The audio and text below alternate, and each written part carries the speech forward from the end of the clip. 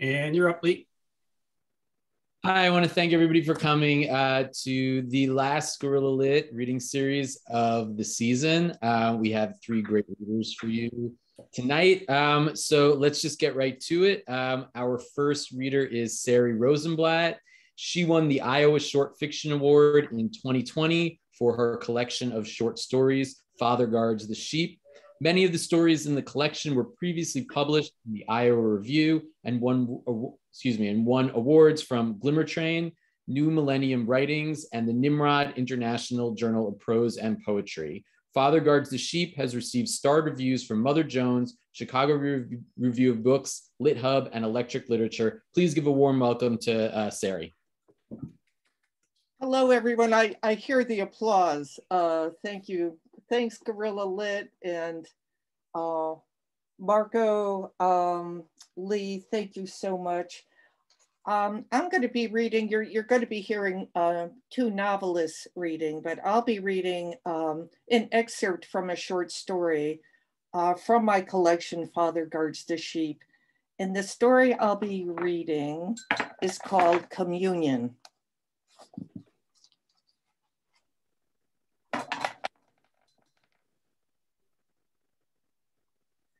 Communion. When Sam came home that evening, he saw on the steps of his front porch a stranger laughing into a cell phone. He parked the car in his driveway and looked at the person laughing. She registered with him as a strange woman, but at the same time, he was replaying something he had just said to his boss, something about looking beyond the fat in a fat person he had just interviewed. His boss claimed not to understand what Sam meant. How do you look beyond fat? The boss said. You look behind one, you see another, 2 in 1, like double mint gum. But 1 stick, Sam said. Double mint is 1 stick of gum. I interviewed 1 person of gum. I disagreed, the boss said. 2 people, okay, 2 equal people, but 1 is a ticking liability. Just 1 stick though, Sam said, aware he didn't have the words to further his argument. Then the boss said he had to go, which meant Sam had to go too. Now he was sitting in his car in his driveway, thinking about a poor woman who couldn't get even 1 shift at the fish counter, and thinking the boss was wrong. The boss had it wrong, and the boss won. Sam got out of his car and walked to the front of his house. The stranger on his porch was a young woman who sat like a man, her legs spread and confident in loose jeans. He knew he didn't know her, and he knew his wife didn't know her. The woman had a top side tooth that rested on her bottom lip and short blonde hair that looked unwashed. He gave some thought how he would walk past her, confident and casual. He decided this was his house. Yet as he walked by, he felt shy. She had big thighs. Sunny, his wife, was standing by the door looking out. Sam said, "Excuse me," to the woman, who didn't seem to notice him, even when he had to step over her arm, outstretched on the top step. "No, not just candy corn and wax lips," she said into the phone. I feed the kids other things, chicken, noodles. Come get me, Gooch, I'm hungry.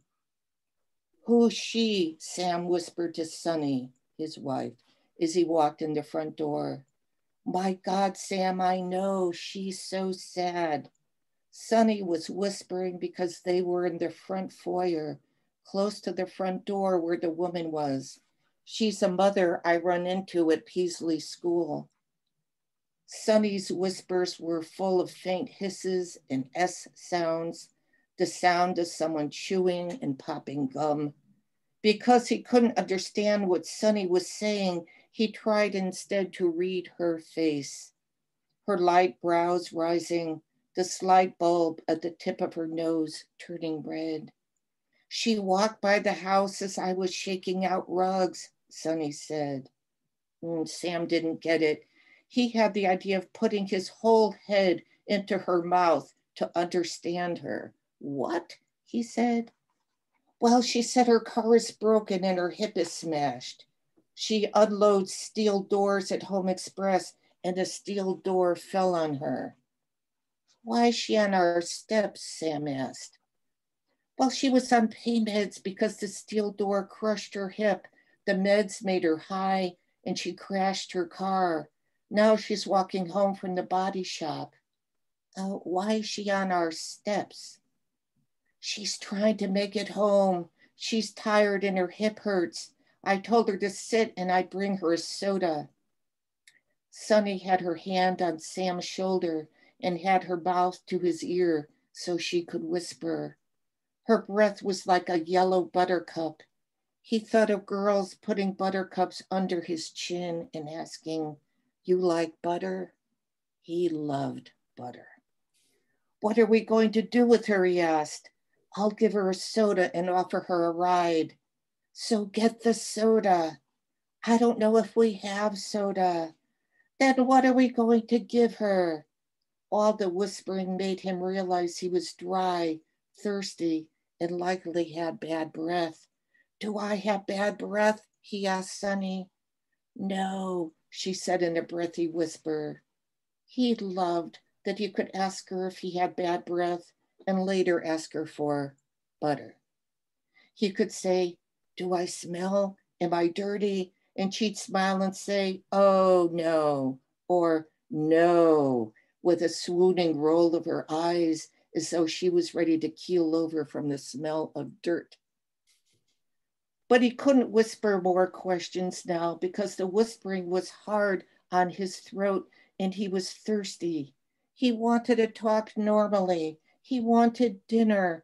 He wanted the kids to go to bed and he wanted to tell Sonny about the woman applicant and his boss. What are you going to get her? He asked, this time above a whisper, almost full voice. Shh, she said. Diet lemonade with a lot of ice. Then get it.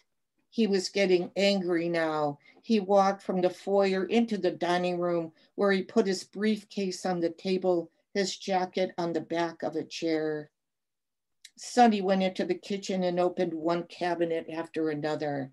Then she opened the refrigerator, but he couldn't see her because she was on her knees, probably sticking her whole head in and looking at the slotted shelves from below. He walked partway into the living room to say hi to his girls, but they didn't say hi back. They were watching TV, Ray sitting cross-legged on the linty rug, Jeannie standing before the TV set. Ray was wearing a white diaper and a white turtleneck with red stains down the front. She looked to Sam like a bare-legged butcher. Her thumb was in her mouth, and as always, the thumb struck him as a breast. Ray had loved Sonny's breast, and now she loved her own thumb. Breast and thumb were the same to her, and he understood that since he himself was a breast and thumb man. He didn't suck his thumb anymore, but with a file and clippers, he groomed it a lot. Next to Ray, 6-year-old Janie was moving to The Simpsons. She was bending at the waist, bobbing wildly, and was pumping her arms and hands over to her right side. With her head and torso bobbing, she might have been mimicking an Orthodox Jew, but with her arms working off to one side, she could equally be rowing a canoe. The big giveaway was her lips, puckered as though waiting for a kiss, and also Lisa Simpson playing the sax. He walked to the far end of the living room toward the TV. "Hi," he said. Ray didn't take her thumb out. She didn't even look up. Jeannie shook her head from side to side as someone blowing into a sax might signal a hi. He finished his circle around the downstairs, going into the tiny pantry area and back into the kitchen. His shirt, he noticed, had ink on it. He had an anxious feeling, almost panic, that he was a white shirt with ink. The shirt was walking, and the shirt's heart was beating fast. He had the idea of giving the girls each a pen and telling them to write on him. Maybe they would have a rare, insightful thought that he was inside. He didn't say "excuse me" to Sonny as he leaned over to pull out a beer from the refrigerator. He knew he was rude, but a stranger camped out and comfortable on his porch was the object of Sonny's attention. To streamline his stress and make things easier on himself, he decided to be mad at Sonny. "You're gonna find that lemonade or what?" he asked. The phone rang. It was Sister Ann from across the street. "There's a woman sitting on your front porch," said Sister Ann. "Yes," said Sam. "I know her. Do you know her?" "Sonny says her kids go to Peasley School and Sonny knows who she is." "How much does Sonny know about her?" Sister Ann asked. "All I know is we're looking to give her a cold drink because her car broke down and a steel door fell on her." "I know her son Franklin from communion," Sister Ann said. "If you need any help, let me know." From the other side of the refrigerator, still hidden from view, he heard Sonny saying, "For the love of Christ." "Do you have a Coke?" Sam asked Sister Ann. "Sonny wants to give the woman her soda or lemonade." "We always have some soda around," Sister Ann said. "Could we borrow some? I'll bring it over." Sonny came into view from her squatting position. She put her arms behind her and leaned backward, so she was nearly on her back in front of the refrigerator. Sam gave her a hand and helped her up. "Ouch," she yelled, and he realized he had pulled a little too hard. "Who's she talking to on the cell phone?" Sam asked. "Someone who's amusing the heck out of her," Sonny said. "She seems to be acting coy and come hither." "On our porch?" Sam asked. Sonny shrugged and put up her hands as if to say, "It's out of my control." "Does she live near here?" Sam asked, but was afraid to know. "Is she a neighbor?" "She's desperate and pathetic. Of course she's our neighbor." Now Sam was angry at Sonny for saying that someone who lived near him was desperate and pathetic.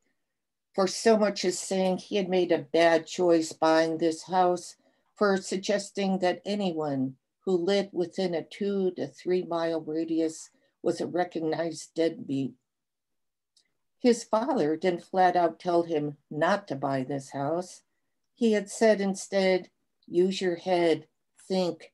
You don't want to be the best house on the block." But Sam and Sonny had liked the built-ins, the brick fireplace, the sunroom, and it had been recently painted. All this was good, especially when you already had 2 little girls and your apartment lease was up. "Where she lives?" Sam asked. "The other side of Spring Street. She was married to this nice mixed guy. They're not together anymore, but she sometimes sleeps at his house on the sofa so she can get the kids off to school in the morning.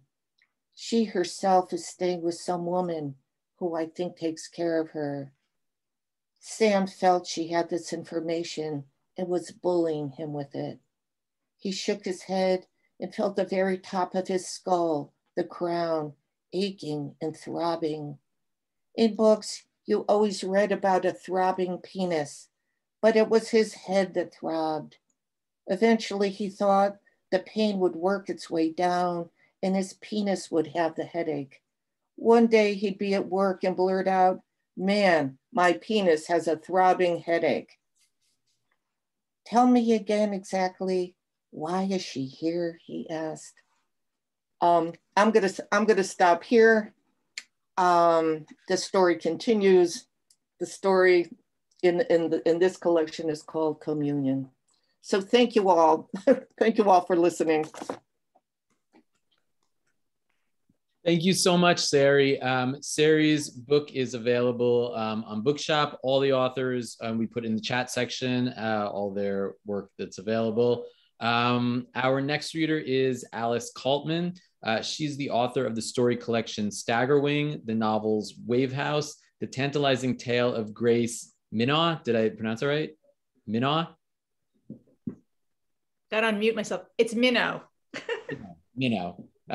And most recently, DAWG TOWNE. Her stories can be read in Vol.1 Brooklyn, Lost Balloon, The Pinch, Hobart, and Joyland, among many other cool places. Alice lives, writes, and surfs in Brooklyn and Montauk, New York. Please welcome Alice. Hi, everybody. Sari, that was fantastic. There are going to be more penises ahead for everybody, so just letting you know.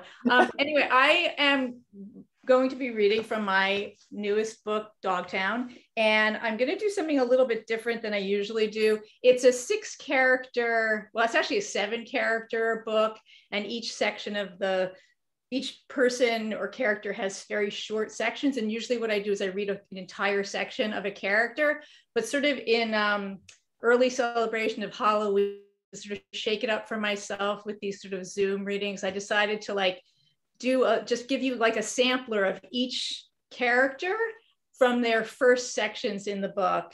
And in order to kind of get it's third person, but I kind of feel like I want to get into character. So I'm gonna have some props along the way. So some of you who've read the book will understand this. The first character I'm gonna read is a character named Nell. And in most of the book, she's a millennial, but this first section, you're gonna be introduced to her, she's a child. Anyway.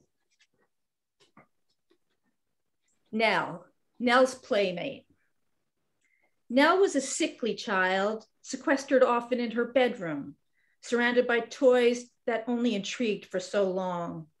Labeled gifted, the result of exceptionally high scores on a highly unscientific battery of tests performed at age 3, Nell's parents treated her like a precious doll, but one who could perform in a brainiac manner at dinner parties they held for their city friends at their charming, if somewhat disheveled, former farmhouse on the outskirts of town.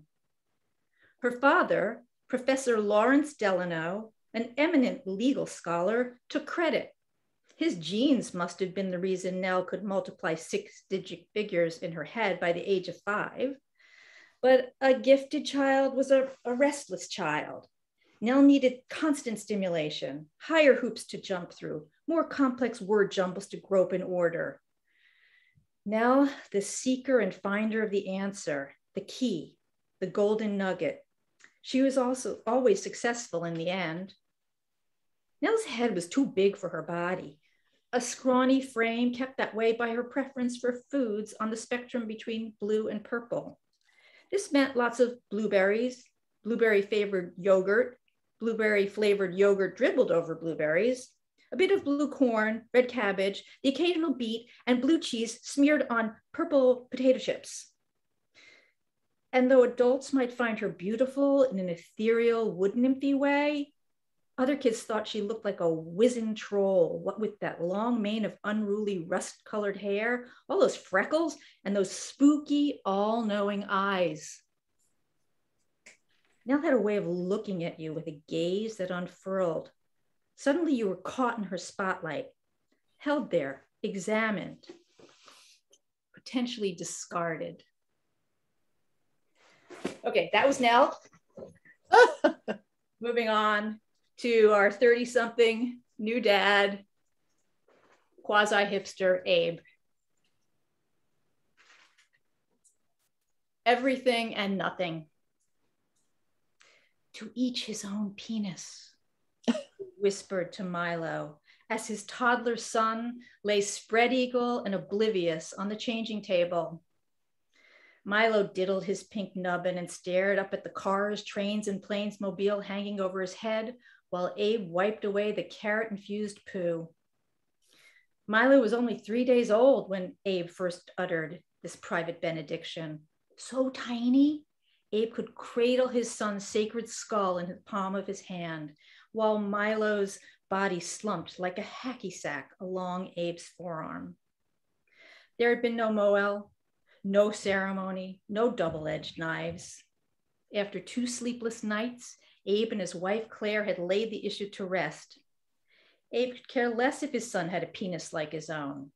He was fine with something unsculpted, less yid, more Euro. His rose and cream cheese scented boy, his sweet alien creature. The first diaper change executed without the hovering intervention of Claire, who, sleep deprived and sore nippled, had finally conked out in a faceplant on the couch. Abe's beloved pit bull, Gordon, was curled up at her feet, also asleep and deeply invested in a whimper-filled, paw-twitching dream. Usually Claire would disallow Gordon any furniture snoozing, but she had been too exhausted to care. First diaper change, guys only. Abe had gazed down at Milo's uncut nubbin. Such a sweet bump of flesh atop bulbous scrotum. A little rosy dollop. That was when Abe had first uttered the now ritualized diaper change benediction. To each his own penis. Okay, now we're aging upwards. This is Patty. He's a man in probably his late 70s. Old chum. Patty gripped the plastic handles, determined not to fall overboard and crack his skull on a craggy monolith jutting out of the Salmon River. No worries, people. We can navigate this river in our sleep, Saskia reassured, while she and the other brawny river runners trussed the retirees in puffy orange life preservers. Everything about this trip was wobbly geezer friendly. Rugs in the tents, elevated air mattresses, featherlight sleeping bags, gourmet meals prepared on a blazing fire pit, pre-dug latrines. Patty, a car mechanic, a man used to dirt and grime and discomfort, found such coddling annoying. He'd owned the town gas and go for nearly 40 years, pumped gas and worked round the clock on all sorts of cars and side-by-side bays, abraded his back getting under rich folks' caddies and Lincolns, ripped the flesh off his thumb at least once a week on Chevys or Fords. His wife, Mariah, was reveling in the comfort of this rafting trip. He turned to look at her. Mariah sat on the bench behind him with that lesbian couple from Santa Fe who wore the matching crystals around their necks. Patty's heart did a little flip when he saw Mariah's beaming smile. At least that hadn't disappeared yet. To look at Mariah, you'd never guess. Doctor said not to worry. An outdoor vacation was a wonderful idea. Do it now while you still can. Mariah wasn't that far gone yet. It wasn't as if she would wander off and try to befriend a rattlesnake, but in 6 months, there'd be no guarantees. Moving on, we have David, 13-year-old, little white lie.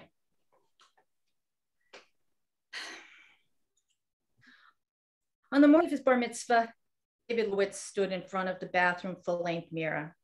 Balthazar, David's ancient wire-haired and wire-minded terrier, the only family member David would ever allow anywhere near him at times like this, sat on the damp bath mat with his pointy ears at full alert.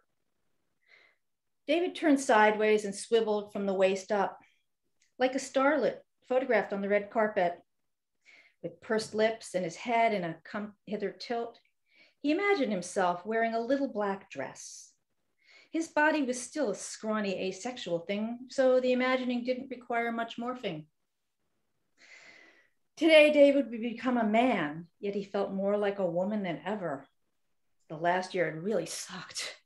Well, with all the preparation, the Hebrew classes, the Haftarah tutorials, all the talk at synagogue of what it meant to be a man. Judaism mattered to David more than to his barely practicing, mostly distracted parents. He'd hoped the bar mitzvah studies would provide him with potent clues.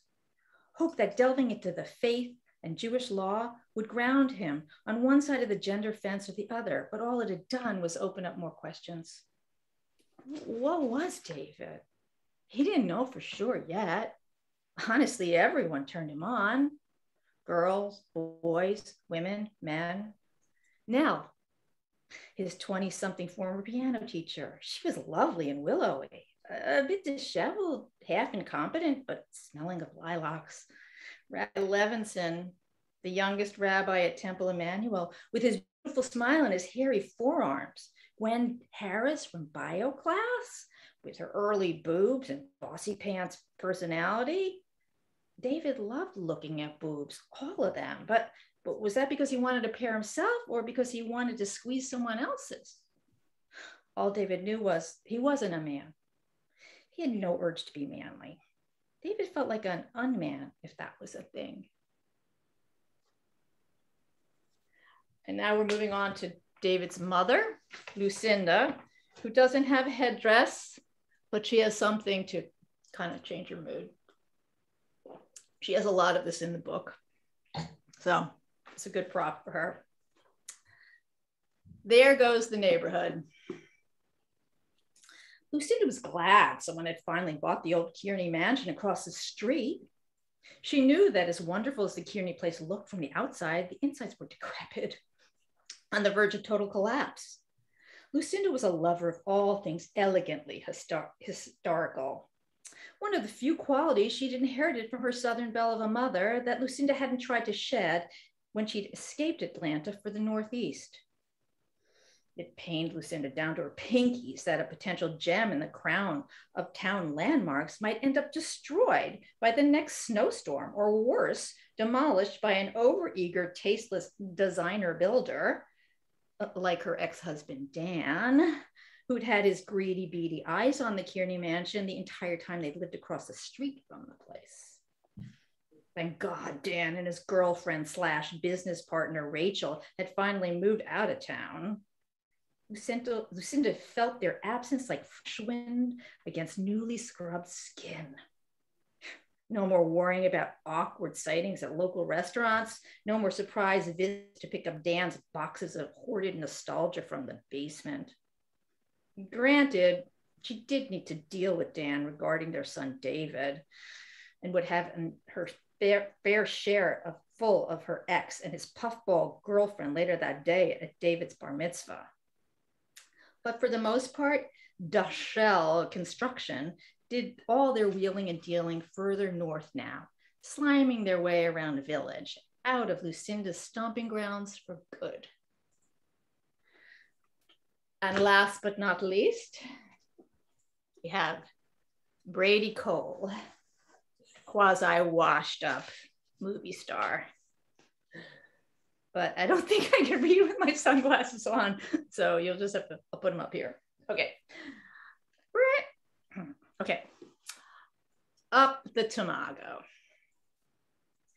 Brady stood in his new backyard and scratched his ass as he watched his dog Angus take a dump by the back fence. The itchy sensation reminded him of how he'd felt grains of sand easing their way up his ass crack back in California during the beauteous men's retreat.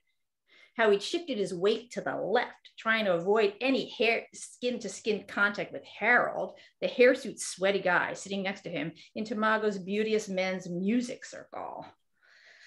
Brady remembered flicking out the grains, hoping no one noticed. The guru, Tamago, had made it very clear before the men sat on the beach with their dulcimers, zithers, triangles, piccolos, finger cymbals, and shaky eggs, Those who decided to make music in the nude would have the most evolved experiences, but they must take in all the sensations without fidgeting. Tamago had failed to mention the substantial sea breeze coming off the Pacific, the voracious mosquitoes, and at least for Brady, copious clumps of sand up the ass. But Brady was eager to please, to show everyone, especially Tamago, he was just a regular guy, in spite of his celebrity status, and thus naked he'd be. He'd been accused by his ex-wife of being a soulless cipher. His manager had repeatedly threatened to dump him if he didn't clean up his act vis-a-vis, well, everything. His mother used words like extreme and scary and embarrassing way too often after reading about her golden boy in the tabloids. Brady had grown desperate to prove them all wrong. He'd sold the place in Topanga and the satellite crash pads in Manhattan, Aspen, and London. He'd stopped fucking 20-year-old production assistants and 30-year-old yoga instructors. He'd sworn off booze and cocaine, this time for good or semi-good. Thank you. I'm done. Thank you so much, Alice. That was great. I don't know if we've ever had prop and costume changes, but I think it works. I think we need to put that into our regular readings in the future. That was great. Please welcome our last reader, James Wade. James Wade lives and writes in the Texas Hill Country with his wife and daughter. His debut novel, All Things Left Wild, won the Western Writers of America Spur Award for Best Historical Novel and the MPIBA's Reading the West Award for Best Debut Fiction. His second novel, River Sing Out, was released in the summer of 2021. James is also a winner of the Writers League of Texas Manuscript Contest and a finalist of the Tethered by Letters short fiction contest. Please welcome our last reader, James. Hey, thank you. Thanks, guys. Thanks, Marco and Lee, for having me. I really appreciate this. I'm going to zoom through this just because I always like the question and answer part better and hearing what the other writers have to say. But the only setup to this is we've got a young boy and girl who are on the Neches River in East Texas, and basically they need to get upriver and they don't need to be detected by anybody. And so that's where we're going to start. The sound of the falling rain had become such a part of the world that in its absence, it was unsettling. The forest came alive in the interim with red-throated lizards scurrying along through the mud, zipper spiders hanging new webs between trees, and katydids and crickets launching themselves through the high grass as if they'd been attached to a dozen hidden springboards. The bears and cougars and wolves all gone from these lands, and races of men come thereafter, and most of them gone as well. And the boy wondered about such things and thought perhaps his people would be the next to disappear. The boy closed one eye and squinted at the sky through the holes in a great canopy made up of shade oak and cypress leaves, and there hung a host of glowworms, suspended by a silk too fine to see. Further skyward, a red-tailed hawk screamed out some ancient and piercing cry of war, and the honeysuckle mixed with the smell of mud, and the water moved one way, and the palmettos bent another, and the boy found a dry tract of sand and sat looking out at all these things and more. He looked out at the bale of Mississippi map turtles as they filed one after the other on a half-submerged log, and at the fox squirrels as they clung wayward to bending branches, and at a world too green to understand. A world full up with maiden cane and switchgrass and the sounds of birds and the sound of water, and the wind came down to tassel the soft stem rush, and the Indian blanket flowers bloomed red and orange and bobbed heavy atop their thin stalks.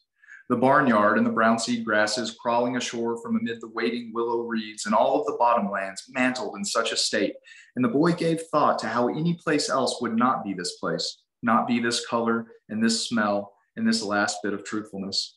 The respite from the rain was short-lived, as soon the clouds were full up again and looking to unload on the earth below. The plants and trees of the wetlands were heavy and saturated and overburdened, but still the rain came. The boy could hear it falling in the western woods, and it fell in rabble and swarm, and the boy put his hand in his pocket and touched his fingertips to the arrowhead. He listened to the sound of the rain as it closed the distance between, and he imagined a horde of warriors sweeping down into the valley, riding their painted Spanish ponies and crying out in falsetto voices that carried across the water and across the very piece of country he'd been born unto. And he thought about the people of this river in those times and the times since, and he wondered if he'd been alive during any of them, could he have survived? Or maybe could he have been something more than what he was? After the rain, there seemed that night more stars than any one sky could properly accommodate, and the moon thinned itself in the presence of such celestial arrangements, and the boy stared up at the heavens and wondered about them and wondered about other things. And in such ruminations, he found himself, as he often did, thinking of his mother, of all mothers. "You think there's aliens up there somewhere?" the girl asked, stirring from her sleep. Her voice was soft and warm and so close by. For a time, the boy sat in silence in the question's wake and was happy to fill the girl beside him. "Maybe," he said at last. "Do you?" "Shit, who knows?" "Well, if there are, I hope we don't ever find them." "Me too," she said. "Poor fuckers." The fire faded, the powerful flames giving birth to a short-lived empire, enveloping all they touched, eating themselves from the inside out until there was nothing left to consume, until the once bright promise of progress collapsed into ash and ember, and there burned out like the billions of stars watching over it. When the boy's eyes finally rested, there came a haunting sleep wherein he was carried by giant hawks into the night sky. The great birds of prey flew beyond the known galaxy, navigating between the light of the furthest stars. The boy's arms outstretched toward the glow of such ethereal orbs, but each time he came close to touching their truth, the light before him would flicker and die, and soon the universe held within it an infinite darkness. He felt the hawks release their grip, and the boy was falling through an eternal emptiness, and it was from this terror that he did awake to the sound of distant thunder. The thunder came before the rain, rumbling above the earth like a loaded cart passing along an uneven road, jostling the ground and those things set upon it as if the whole world was not but a china cabinet made to rattle. They paddled through the rain, and the boy's arms were tired, and so too the girls, but neither complained. At the spillway, the two portaged the canoe, and the boy took from his backpack the bag of jerky, and they squatted on the high bank and ate and watched the water as it fell and crashed from the upper level to the lower. "Sure is something," the girl said. "It used to scare me," the boy told her, "when I was little." "It doesn't scare you anymore?" "No." "How come? It still looks scary to me." "I guess there are too many worse things." They dragged the canoe through the mud and the mosquito ferns, through the pale stands of river birch what grew from the gamma grass, water clovers, and big-footed burrheads with their heavy nodding leaves. And the rain fell heavy and knocked balls of moss and sweet gums from the trees, and the boy hacked at a palmetto dwarf and pulled it from the ground and held it over his head as the water poured off its side. The girl laughed at him. "What are you doing?" "Nature's umbrella." "Uh-huh," she rolled her eyes. That night, the forest came alive, and the boy knew such nights and was not afraid, but the girl was startled with each new sound, and the boy would name the sound to her and tell her it was all right, and soon she had taken his hand and huddled close to him. He held thorn branches back for her to pass and told her to watch her head when limbs hung low in their path. From time to time, the boy would pause and look toward the river and look toward the night and the sky, and then continue on, and the girl never questioning. The ground before them began to slope into an often flooded creek bed, and the boy stopped and said that here they would make camp. He laid a blanket and told the girl to wait while he gathered firewood. But he stopped before he left the camp, and the spotlight from a John boat came forward to cut the dark, and the eyes of frogs shining back at the spotlight like spectators to their own executions. The trolling motor cut and hummed to a stop, and the boat veered toward the bank, and a shadowed figure crouched over the bow as if adorning one of the great warships of old. "What are they doing?" the girl asked. "They're frog gigging," the boy said, and the boat glided to the bank, and the front of the vessel ran ashore, and in the light they saw the long pole with 3 prongs affixed to the end, and on the prongs a bleeding bullfrog. The man with the pole swung it around and extended it toward the boat's driver, who grabbed the frog and pulled it free, and then proceeded to twice smash the creature against the side of the boat before tossing its body into a bloodstained bucket. "That's sad," the girl said. "Shit, they're getting out." The 2 men climbed from the boat and pulled it half ashore and tied it to a thick cypress root. "I'll get us a fire going," one said to the other. "You start working on skinning them frogs." "How come it's always I'm the one that's getting my hands covered in blood and frog shit?" "Well, there's probably a lifetime answers to that question, bud, but the short of it is that we're in my boat." "Meaning?" "Meaning I'm the captain and you're the first mate, and you do what I say, and I say get to work on them legs." "Fine. How about an aye, Captain? How about a go fuck yourself?" The man laughed at his companion and turned on a flashlight and began to walk toward where the boy and girl knelt hiding. "Shit," the girl whispered, "he's going to see us." She turned to the boy, but he was already rising and casually walking into the man's light. "Y'all out gigging frogs, huh?" the boy asked, and the man shouted something indiscernible and clutched at his own chest. "Who the hell's out there?" 2 of us, the boy said, me and my friend, she's a girl. The man turned and looked into the darkness as if it might offer him some further explanation. When it did not, he turned back to the boy. Well, what in the hell are y'all doing out here? Camping? Camping? Yes, sir. You're a lying little shit. You ain't camping. How come? How come you're lying? Well, how come you to say we're not camping? Son, I've been running this river for going on 50 years. There's campgrounds aplenty, but not anywhere close to here. The man shone his light at the girl, who held up her arms over her eyes. Plus, you got one backpack and a gunny sack between the 2 of you. No tent, no bedrolls. You look like you hadn't had a proper meal in your whole life. Well, that and your friend there is hiding in the goddamn bushes. Look, I don't need to know. Just come on and help me build a fire. Y'all can at least eat a bite with me and Bud. You sure that's all right? I said it was, didn't I? Yes, sir. I'm Waylon, the man said, sticking out his hand. Jonah, the boy said. All right, Jonah, let's get us a cook fire going. The girl watched with morbid curiosity as the man called Bud knelt to dress the bullfrogs. He took a paring knife and cut off their feet and then sliced around the belly. He wiped the blade on his pant leg and set it aside. He picked up a pair of pliers and grabbed hold of the cut skin, and with the nose of the tool, he then set about ripping the skin from the tissue, steadying the carcass with his free hand. He noticed the girl watching and smiled. Like taking his little old pants off, ain't it? The girl frowned. I'm Bud, he said, dropping the frog and reaching out his hand. The girl looked at the hand covered in guts and blood. Oh, got a little toad juice left over, Bud said, grinning. She swallowed and walked toward Jonah and the other man. The 4 of them set the fire, and the men were both large-nosed and large-bellied, and they drank heavily from a bottle with no label. Where are you kids from? Waylon asked, turning the frog legs in the pan. I'm from down the river, the boy said. She's from Louisiana. Whereabouts downriver? Just near Hog Creek, the boy hesitated. My daddy's Dwayne Hargrove? Christ almighty. You know him? Yeah, I know that no good rascal. Used to try and get me to loan him money at the Indian casino. Yeah, that's him. So what then? You run off? Something like that. Well, hell, I don't blame you. I reckon running off and living like outlaws is just about a rite of passage around here. You know, Bud said, I'm part Indian. Shut up, Bud. You don't believe me? Hell, everybody says that. We can't all be part Indian. Why not? They's here for everybody else. I don't know. I just mean, you always hear how so-and-so's aunt done tracked the family back to George Washington or Pocahontas or Mayflower or something. No, it ain't like that. My great-great-granddaddy was a Caddo chief. My ass. I swear to God. Y'all don't listen to him. He lies like a cheap watch. Fine. Y'all don't want to hear the damn story? That's just fine. No, go on and tell it, Chief Bud. Keep laughing. Hell, I'm sorry, son. I'm just messing with you. No, keep on. All right, I'm done. Go on and tell your story. No, it's done and ruined. Oh, no, don't soul up, Bud. Just tell it. Fine, but not a word from you. Scout's honor. All right, well, all this land here used to be part of the Caddo Nation. They weren't like the Warren tribes you hear about from out on the plains or nothing like that. Sure, they got in a scrape or two, but for the most part, they was a peaceful bunch. Well, one day, back before there was ever such a thing as a white man, the chief's wife gave birth to 4 boys. Only they weren't like normal babies. They had 4 arms and 4 legs, and they grew up double their size every night. And the rest of the people begged the chief and his wife to kill him, but they wouldn't do it. So everyone watched as these things got bigger and bigger, started terrorizing the village. One night, the 4 brothers stood with their backs all towards one another, and by morning, they'd grown together into a 4-headed monster. Their arms reached out for miles, and they'd scoop people up and eat them, bones and all. Finally, a powerful medicine man snuck deep into the woods and had a secret meeting with the Great Turtle. The Great Turtle told the man that in order to kill this monster, the whole world must be sacrificed. But the turtle also said for the medicine man not to worry, because in time it would be reborn. The man thought about this, and he agreed it must be done. So the turtle told him, when you see the giant reed begin to grow, you take your wife and climb inside.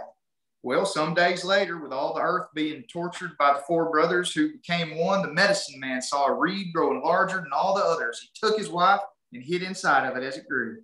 And as soon as they were inside, the skies darkened. It began to rain, and the rain lasted until all the world was covered in water. And the monster drowned. And when it did, the rain stopped, and the water went away, and the man and his wife came out from the reed. But the earth was barren and dead, and the wife asked her husband, what are we going to do now? The husband told her of the great turtle's promise, so they went to sleep in the mud, and when they awoke, there was green plants all around.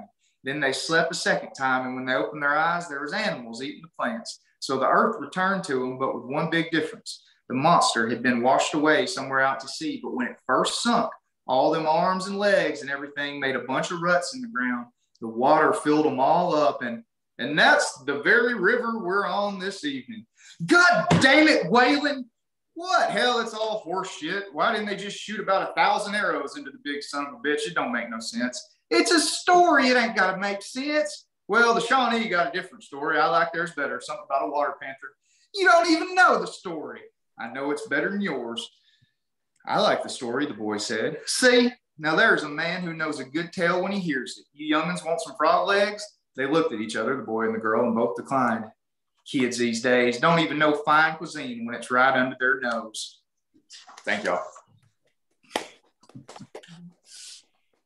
Thanks so much, James. I want to thank all of our readers for a great reading. What we like to do at the end of the series, especially now that we've been doing it Zoom, is open up to a Q&A.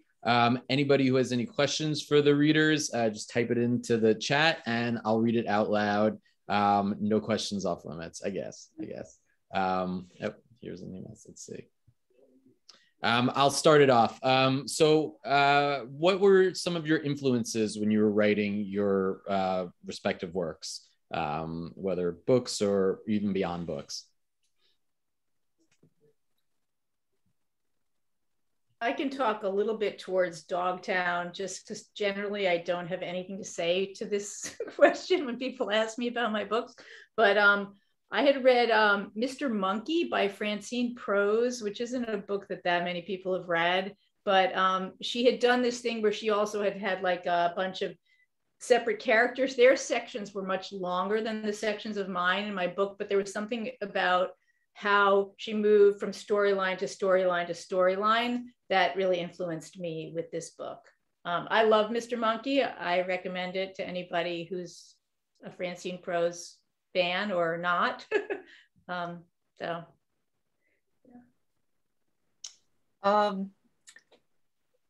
think in my stories, generally, I'm probably influenced by some of the classic short story writers that I don't know, came of age with. Grace Paley and her attention to language and her poetry in language. But I don't know, I write to a great degree in this collection anyway about things that have happened in my life. So in fact, there was a stranger on my porch one day, and that set up this whole fiction. But I would say Grace Paley, Lori Moore, they're kind of very comic and just strong writers.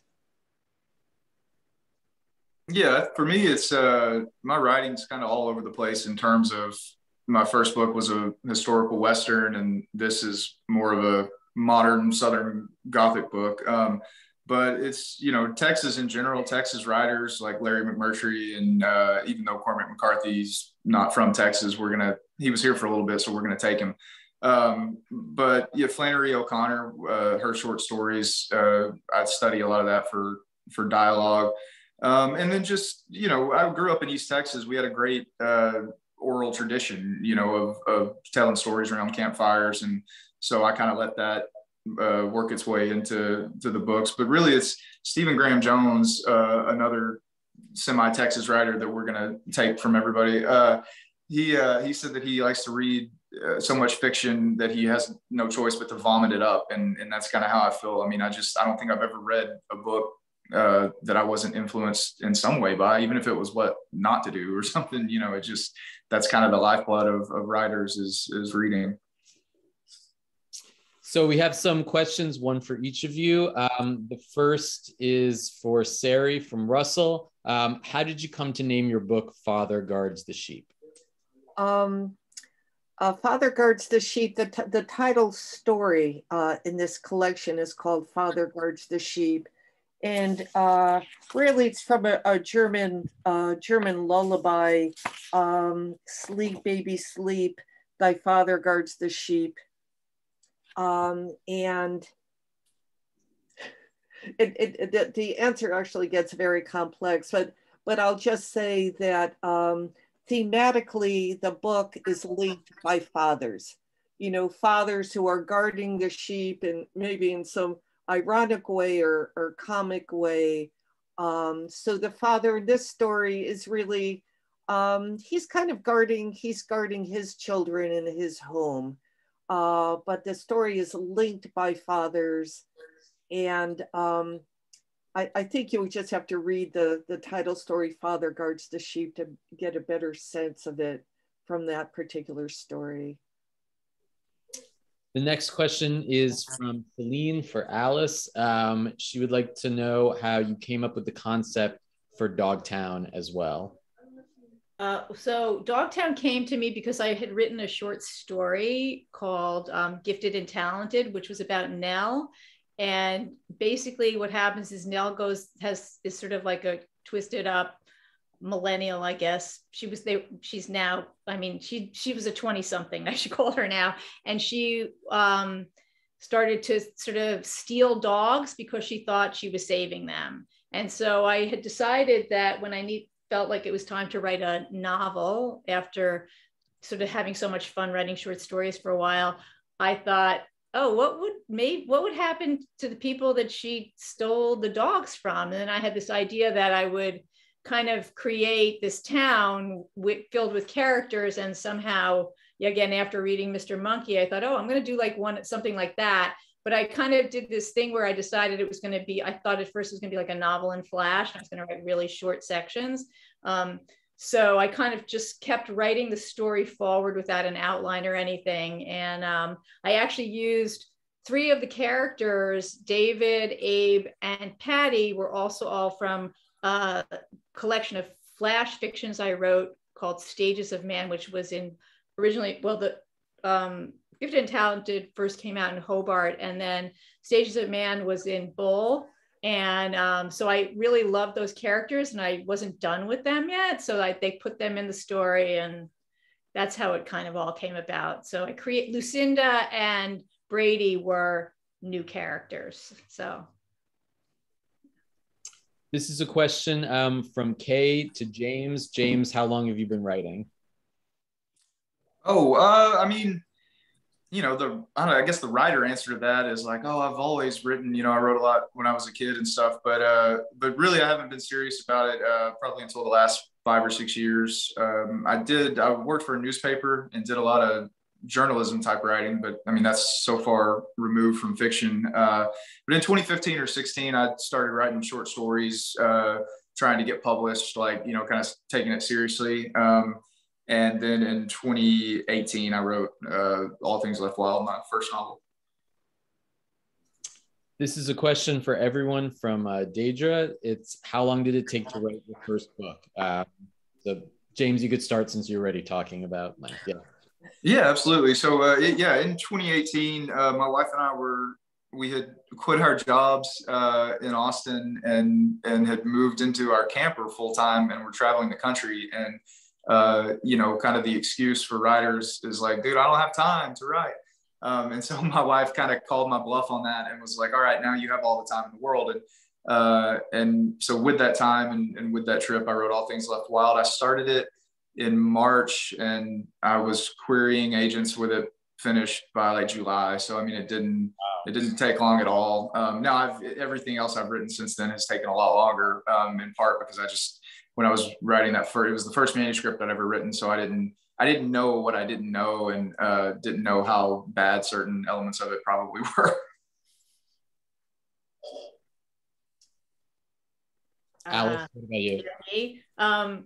Well, so the first book I wrote was my middle grade fantasy novel, which was published, we were talking about this earlier, like right smack dab in the pandemic, like a month into like the most horrific period of it. But that book I had written, like the original draft of it, like probably like 10 to 15 years before it got published. But and it's with Fitzroy Books, a wonderful press. Stephen Mayfield publishes with the adult fiction, great kid books. If anybody wants kid books, Fitzroy Books publishes wonderful children's fiction. Anyway, a year for the first draft, another year for the final-ish draft that, you know, ended up going out. I'd say in general, all of my books are 2-year projects. And what about you, Sari? Oh my goodness. there's 8 stories in this story collection, and it's probably taken me a span of 30 years to pull them together. You know, they were published individually before I submitted them as a collection, and you know, it was writing, it was working, raising a family. I got an MFA in there. But each story takes me an endless amount of time. I'm a sentence by sentence writer. I'm sculpting every line. It's no way to write a novel, although I did write a novel, sentence by sentence. I'm still peddling it now. It takes me a very long time to write a story. You write a good story, though. So. Yes, ma'am. I agree. Thank you very much. Thank you. I have to say, I'm so touched to see a high school friend of mine here who tuned in, who knows my family. Many of the stories in this collection are from my family. Not this one so much, but others. So thank you, Jackie, for tuning in. So is there any other questions that people have? If not, I think that's a good place to oh, yeah.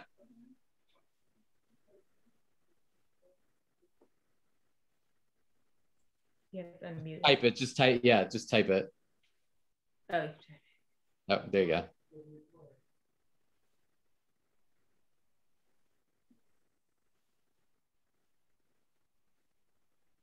Am I unmuted now? Yeah. I actually had a question for James. I had written it in there. I'm just curious. I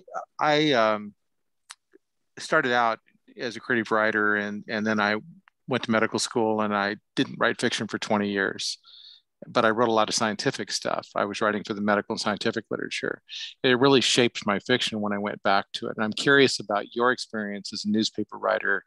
I had a really close friend as a newspaper writer who basically found that it practically destroyed her ability to write fiction.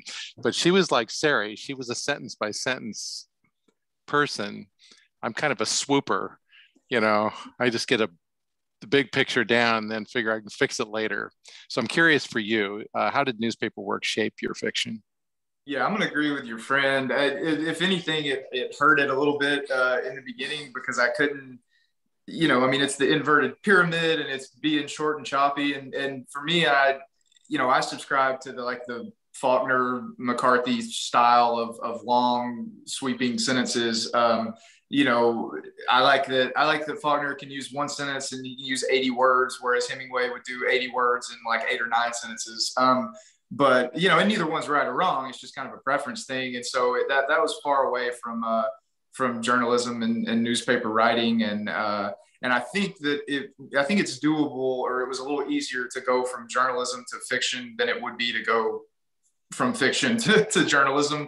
I imagine your newspaper editor, you know, at that point would want to pull his or her hair out. But yeah, but it did foster a certain love for writing, even though it was a different kind. And also I think for just thinking like a different, you know, when I read, I try to grow as a reader, I try to grow as a writer, and I try to grow as a thinker. And I think journalism really did that for me and really opened me up to like the ear for hearing different people's stories and exploring, you know, different backgrounds and all that kind of stuff. I mean, I love my experience as a journalist. And it taught me a lot of stuff I wouldn't have learned otherwise. And I'm sure that in plenty of ways that I couldn't even, you know, actually put my finger on, I'm sure it influenced and impacted the fiction.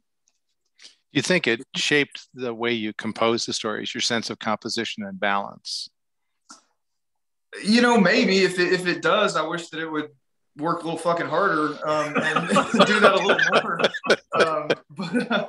But yeah, to a degree, I you know, I'll always start with like a protagonist in my mind, like that voice, and then I always end up writing chapters from the antagonist's point of view as well. And I don't know if that had to do with just like, you know, you're always supposed to get both sides of the story, or you know, whatever. And you know, one thing I know that it did teach me in, again, just kind of as a thinker and as a crafting a story, would be, you know, that everything is very circumstantial, right? And so, you know, often we see headlines, or we see like really quick articles, or God forbid, like BuzzFeed posts that really don't tell all of the story. And so in journalism, you know, that was our key thing, was we needed to get as much and as broad of a scope as we could, and try to, without it, you know, inserting our opinion too much, just try to show all the circumstances and choices that, you know, that come to make something what it is. And so I try to inject that as much as I can, but sometimes, you know, that makes the scope so big that it just becomes absolutely infuriating when you're trying to turn it into a plot that readers can follow. I'm sorry, I have one more question for Alice. Is it okay? Do you have time? Yeah, go for it. Okay, Alice, you go back and forth between young adult fiction and adult fiction, between short fiction and novels. And I would think, I don't do that. I think that's a transition that, particularly the young adult fiction to adult fiction, that might be a little difficult to sort out, you know, because you're in a different sensibility and the whole voices in your head are different. So how do you come, because you're very prolific. It seems like every time I turn around, you've got something coming out. So. Okay. Am I unmuted? Yeah. You guys can hear me. Well, like I said, like everything takes 2 years at least. So there's like, I'm prolific, but, you know, like 2 years is it's not a short period of time. So like, you know, I can kind of get immersed in a certain kind of genre for that long, and then, you know, take a couple of months to not do anything, and then sort of go into the next thing. I mean, I think part of it, Stephen, is I'm kind of like a restless creature. Like, I think I probably have a little bit of ADD that was never diagnosed or something. So I kind of like always want to do something new. Like, so I don't really know how I change, but I think maybe because I'm so easily bored by myself, it helps me to kind of shift sort of perspective. So I don't know if that answers the question, but. Yeah, it does. I admire what you're doing. I don't think I could shift back and forth that easily from young adult to adult. I've been asked to write young adult, and maybe it comes from being like the youngest. No, I'm too fucking old to write young adult fiction. Right. Well, I think maybe as the youngest in my family, I had to be such a chameleon to like please everybody that I sort of learned how to like have different voices or something. Yeah. Well, I want to thank all of our great readers.